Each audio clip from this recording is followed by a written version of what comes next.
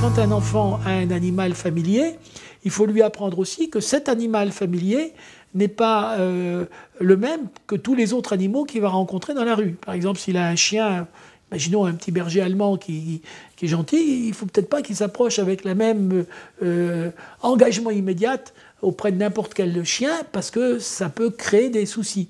Donc il faut aussi que les parents éduquent, et il ne faut pas être non plus dans un angélisme ou une sorte d'idéalisation. L'animal reste un animal.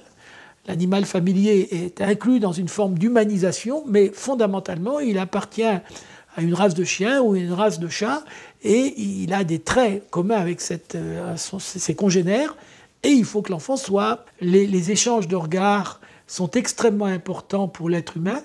L'être humain se nourrit littéralement du regard d'autrui, et donc effectivement, surtout pour les chiens, mais aussi les chats qui vous regardent avec attention, les enfants sont, je dirais, soutenus par cet échange. Et là, c'est une particularité très exceptionnelle des animaux domestiques, puisque deux chiens ou deux chats ne se regardent jamais dans les yeux, parce que le regard dans les yeux à l'intérieur de la même espèce, c'est un signal d'attaque, un signal d'agressivité, alors que des chiens ou des chats sont tout à fait capables de regarder dans les yeux des êtres humains. C'est très valable pour les chats. Il faut faire un peu plus attention justement avec les chiens.